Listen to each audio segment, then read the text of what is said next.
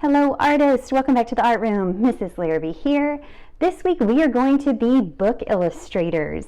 We're going to take a look at the book The Day the Crayons Quit, written by Drew Daywalt and illustrated, or the pictures were drawn by, the artist Oliver Jeffers. We're going to practice a few things that we see him do in the book, and then we're going to create our own. You're going to need a piece of paper, a pencil, and of course your crayon box. Grab your supplies and let's get started. I've got my sheet of paper. I have a marker. You're going to be using a pencil. I'm just using a marker so it shows up a little more clearly for you. We're going to be taking a look at the book, The Day the Crayons Quit. Super funny book and great illustrations. They show the expression of the different crayons. So I want you to take just a moment, look in a mirror, or if you're by a window, maybe you can see your reflection in the window. I want you to make some faces for me. Okay, I'm going to give you the emotion and I want you to make a face that matches it. Ready?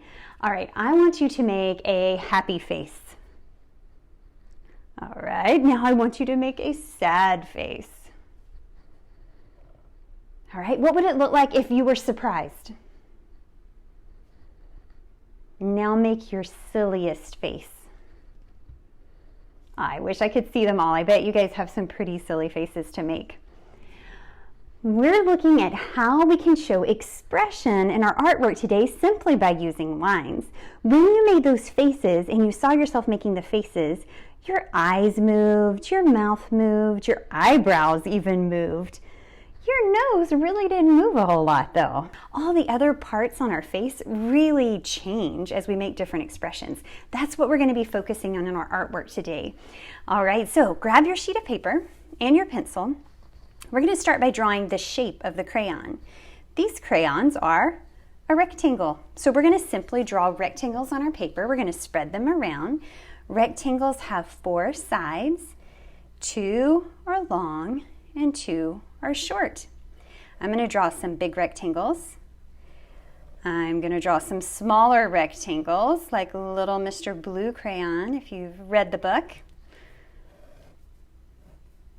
And let's put 10 rectangles on our paper.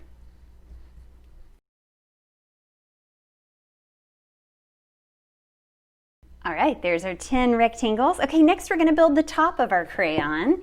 It's roughly the shape of a triangle. We'll go for triangles. Here's how we can make a triangle on the top of our rectangles. Find a middle point just above your rectangle and draw a line down to the corners. So find the middle spot just above and draw a line down to the corners. All right, your turn. Go ahead and add a triangle on top of your rectangles. And now we're ready to start adding expressions to our crayons.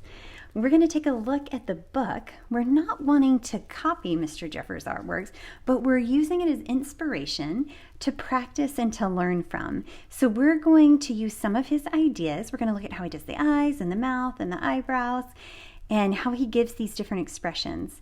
We're going to practice some of his and then we're going to create some of our own. So let's take a look inside our book. Let's start with Mr. Red Crayon. You guys work along with me. We're going to draw these together and then we'll have some time where you draw some on your own. All right, when I look at Mr. Red Crayon, the first thing I notice is his eyes look closed. They're a curved line downward. And then his mouth is also kind of a curved line and he has his tongue sticking out in that picture. His eyebrow is one long swoop. Now we know that there's 2 eyebrows, right? But for this expression, they're kind of so close together that it just looks like one long swoop. He definitely looks tired. Let's check out purple. All right, so instead of the eyes being closed and looking tired, his eyes are just simply 2 little dots, open. His mouth is also open too. This looks like he's trying to tell somebody something. And his eyebrow is also just one line, but instead of it being curved, it's straight. Makes him look a little more serious. Oh, Mr. Beige. Sad, poor Mr. Beige Crayon. All right, so he also has 2 dots for his eyes, but his expression changes with his mouth, which is kind of a little bit more like the red one again, curved down. And then he has this swooped line for his eyebrows. It goes up and makes a little swoop and goes down. If you were to read about this expression in a book, they might use the words, his eyebrows were knotted. That's what a knotted eyebrow is. It's when they come together. All right. Oh, here, I'll show you this one. He has knotted eyebrows, but his mouth is open. He looks surprised, too. All right, let's take a look at a different eye here with our black crayon. He also has 2 dots for his eyes, but then look at these lines around the edges. What does that tell us about his eyes? He looks a little tired, doesn't he? All right, so let's try something here. Let's try 2 different ways to look at this. He could have his mouth open. Could almost look like a surprised face, right? What if we did 2 dots with these around the side, and then we gave him a smile? He looks a little tired, but like happy tired, right? Okay, let's try something different too. These eyes are down, little curved lines going downward. What if we make 2 little curved lines going up? This kind of denotes a happy look more than a sad or a quiet look. So let's give this guy a big smile too, a really big smile this time. All right, we have 4 more spaces here. I want to see what kind of faces you can come up with. Make some closed eyes, some opened eyes. Ooh, maybe I'm going to do one with a serious face. He doesn't look unhappy, but he doesn't necessarily look happy. I'm going to give him a line like this, makes him look a little more serious. Let me see what you guys can come up with.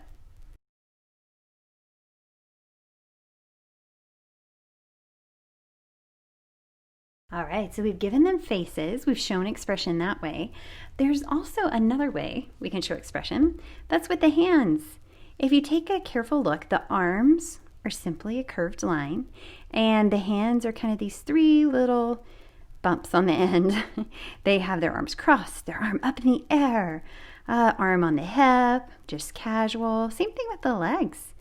This guy's even got a leg kicked over to the side. He's relaxing. So let's see if we can add to our expressions and to our story now using the arms.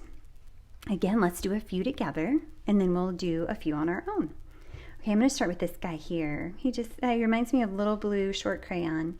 And let's have him, maybe he has his arms coming towards the center. So I just did a curved line to the center. I'm going to go 1, 2, 3.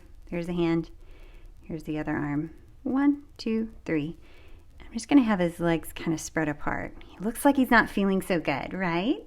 Okay, I'm going to do the same thing with the arms on this guy that's smiling. Curved in, 1, 2, 3.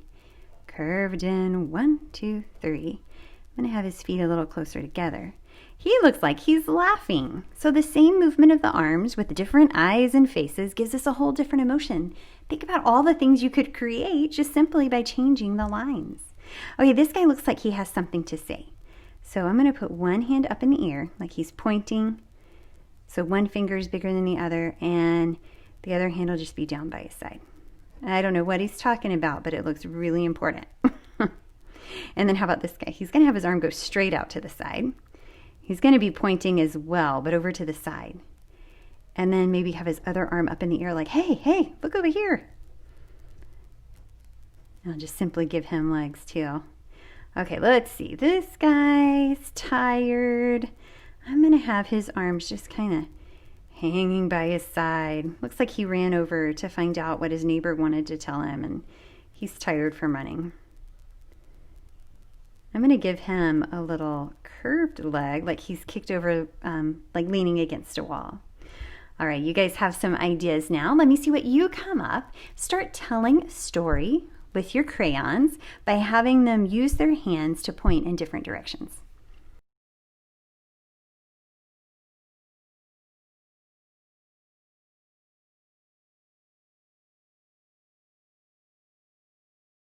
All right. right, I think I have a story going here. It would be fun when you're finished with your picture if you could think even through what your story is. Maybe you could show it to your family and tell them what's going on with the different crayons in your story. All right, there's one last step if you would like to. Open your crayons and color them in. It's your choice. Color them however you would like. All right, I hope you guys enjoyed this lesson. I hope you enjoyed the book as well. And I look forward to seeing you next week.